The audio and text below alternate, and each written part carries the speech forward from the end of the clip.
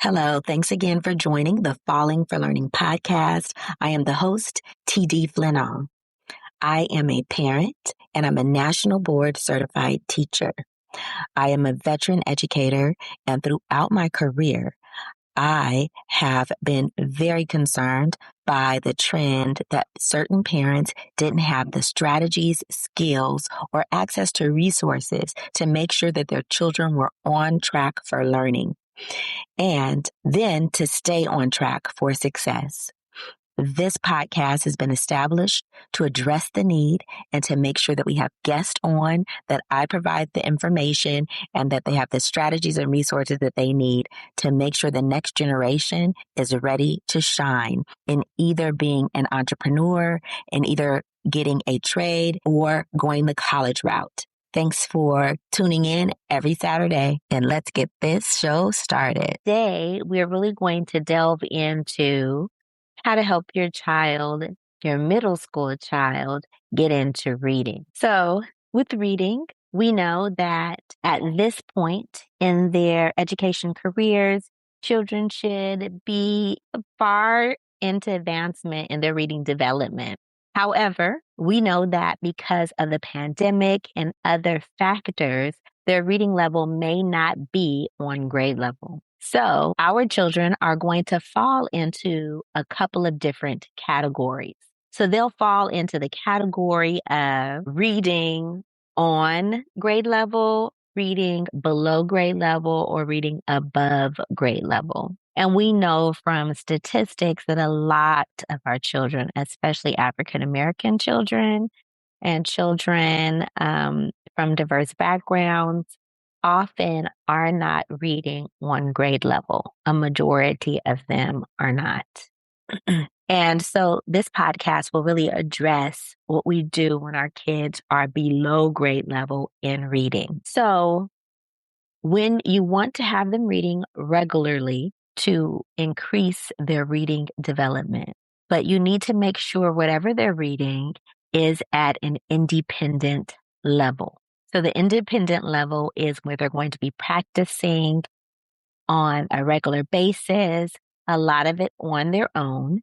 And that means whatever text that they have in front of them needs to match their independent reading level. Independent reading level is defined by a couple of different factors. Number one, what they're reading as far as the words are familiar. Over 90% of what they're reading is very clear. They're familiar with all of the words and terminology, except for less than 10% of what they're reading. So that's how we get to the independent level. They could understand what they're reading as well. They have adequate background knowledge. They have, enough background knowledge to understand exactly what they're reading. So even with those couple of words, they still know what's happening in the story. So they have full comprehension. So you also should know what are the other levels that you need to avoid. So the instructional reading level is when they have 10% is unclear or unfamiliar. And then they have adequate background knowledge, meaning about 60% of what they're reading is clear to them. And so teachers, or if you're the instructor, are filling in some of that background knowledge for them. And you're also giving them some instruction or support on those 10% of words that are unfamiliar or unclear in meaning for them. Frustration level. So I'm going to bring up frustration level because I believe that a lot of our kids are reading at the frustration level. That means a text that's put in front of them, over 10% of what they're reading is unclear. Remember, independent is less than 10%, instructional is 10%, and then frustration is above 10% of what they're reading is unclear. They're having a lot of problems understanding about what they're reading. And then they do not have the background knowledge to connect to what's being read, what they're reading, and to get an understanding of what they're reading. So they can't comprehend it and they don't know the words, either through decoding or the meaning of it. So they're frustrated. And I think a lot of our kids are reading there because the evidence suggests this. The kids don't like to read. They may get irritated or frustrated when you ask them to read. They have an attitude, a negative attitude when you want them to read. They really have a negative viewpoint of reading. And that's probably because what they're reading most of the time is at that frustration level. Because we're called Falling for Learning, we really want to focus in on how to get kids to love to whatever they're doing, right? Love to read in this case. And one way that they could learn to read, learn to love reading, is really to make sure that they're reading texts that are on topics that interest them, something that they love to talk about or to watch or to engage in is an excellent topic for them to be reading about. If they're into basketball, find books about basketball or about basketball players or something related to basketball will be perfect for them to read. Another way to entice them to learn how to read is make sure what they're reading is very relevant to them. So let's say that they want to be starting businesses when they get older. They have that entrepreneurial bug. And so you want to look into reading text or news articles that are related to business and what it means to start a business or strategies or tips, information that's very relevant to what they have going on in their lives, in their near future, or maybe their present lives. If, for example, they want to become a doctor, you're looking for texts that relate to what doctors might be interested in, anatomy or new research or new inventions or breakthroughs, medical technology that, again, is very relevant to their present life or their future. So relevant and really based on their interest. So you want to think in terms of that as far as giving them reading materials. You also want to give them a choice, right? When we're talking about interest, sometimes it's just fun reading topics. I know that I have talked to many adults who said that their parents really restricted them from reading certain things. They couldn't read comic books because when they got a certain age, they should have been reading more challenging books. So although we don't want them reading comic books all the time, if that's something they're interested in reading, have them read it some of the time. And that is a way to make sure that they're enticed to fall in love with reading because they have some freedom, some creative freedom about what to choose and why to choose it. But of course, introduce them to other topics that are really directly related to their future goals and those other types of aspects. Another aspect that we need to think about when it comes to reading is, again, what I said at the beginning is having a regular practice of reading. And so the very minimum I would say is to make a schedule, right? We know that if we don't plan, we plan to fail. We fail to plan, we plan to fail. Yes. So we want to make sure that we have it calendared and put it on our schedule. Actually, those dates and times, those days of the week that we're going to be reading, the time that we're going to be reading, and give them 30 minutes. Now, if you have one of those students that are really not into reading, really get irritated when you ask them to read or whatever the case may be, then let's work up to that. Start with 10 minutes, maybe 5, and get them to reading more. If you have a constant, just like an attitude from the jump with the reading, then you want to make sure that you make an effort to reset their relationship with reading. Let's reset that relationship. Let's figure out why they feel the way that they do about reading. And it may be you, parent, again, looking to see what you have been doing. Have you been turning reading into a punishment? Have you been setting the tone by talking very negatively about reading? I'm not reading all that mess. That's too much to read. Reading is boring, or whatever the case may be. I know that I had some people in my family that were really toxic about reading or academics in general. And it could be you as a person or seeing that that's the environment that's set in your home. So you want to look into that and make sure that you're addressing that and helping kids to have a more positive outlook on reading. You want to be next to them when it's reading, and you want to set that positive scene for reading. So is it that they want to be sitting at a table reading? Do they want to be curled up on the couch, or a special place by the window, or a special chair or a beanbag or whatever? Try to figure out how you can set that scene for them. Think about your child, think about what works for them, and really try to Listen, see parents, how it's to make it summertime. inviting for them The to days are set flying that by, environment, and thinking you about the still haven't buckled down positivity yet and and making provided sure that they're learning reading activities for those regularly. days. It's part of their schedule. It's not It's okay. arbitrary, because I I know can that help some you out. parents forget All and you say, have hey, to do go is go get in here to and read the book. www.tinyurl.com/learn10way. Learn the So number we know that 10 we have some way. parents who really And I will are give you our very freebie in strong exchange when for your they are email. saying, get in 10 there, ways read to that squeeze book. learning fun into busy But days. it really Don't let is another at a day really go by inopportune without time. providing And we're fun thinking learning from the activities that student will or give the your child's child the perspective, right? competitive If I'm in edge. the middle of playing my video game and you're like, you know what, get off that video game and go read. It really sets a negative relationship up with reading. So again, making sure that they know the schedule. At 4 o'clock, you're going to be reading. And so make sure whatever you do, get your schedule prepared for it. So it's not an arbitrary, like, I'm mad at you because you're playing your video game. You look like you have nothing to do. Guess what? You need to go get to reading right now.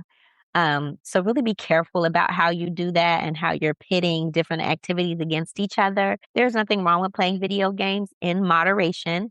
And, you want it to be a range of activities that they do, and don't shame them for the different things that they're interested in. As a parent, you have that magic sauce. We like all the time they're training teachers to do culturally responsive teaching and all of that.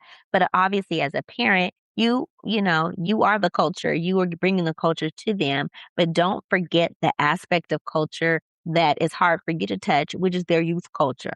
Every generation has their own youth culture, and don't shame them about that aspect of their culture that is different than yours, right? And be aware of that, be sensitive to that, and be respectful of what they have going on in their youth culture.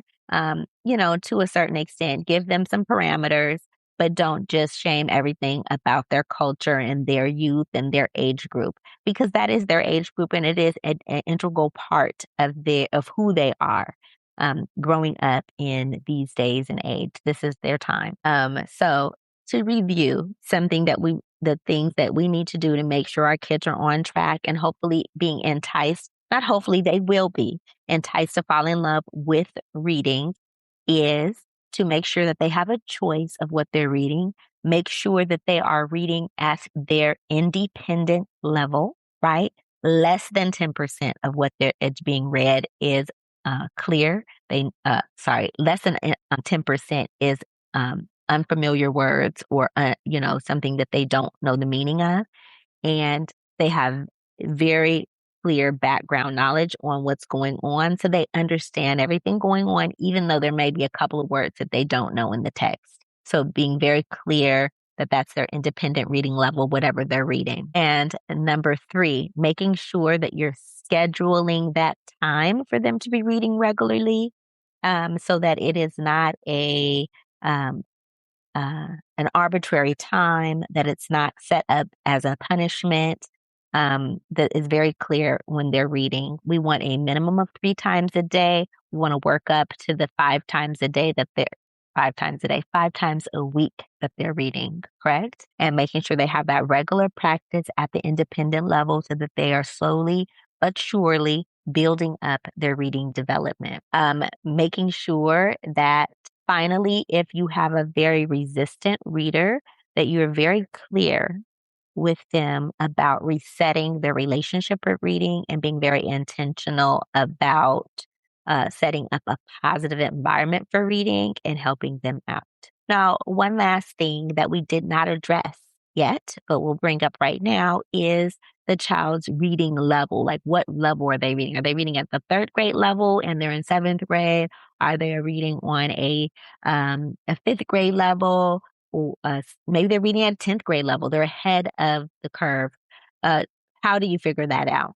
Sometimes your school Your child's school provides that. But if you're a homeschool parent, or if you're feeling like it's inadequate at your school, you may want to give some type of diagnostic for your child. There are different resources online to figure out your child's reading level. A couple places I could direct you are, for example, Newsella.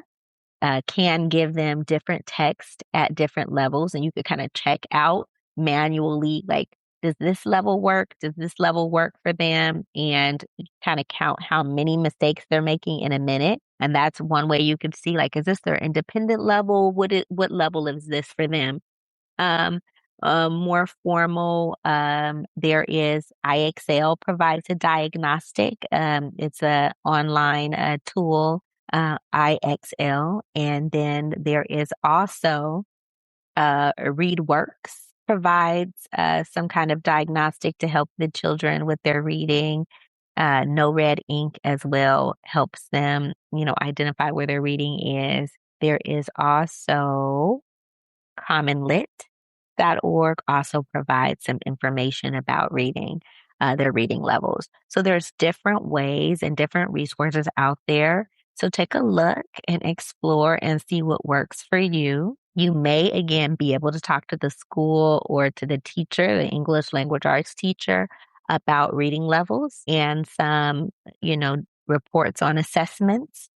Or again, you might need to use these outside resources such as Newsella, commonlit.org, ReadWorks. Those are just a few of the places that you can go to look for this information. So I would say go forth and read. Again, none of what we're talking about happens overnight. You need to put in the work, parents.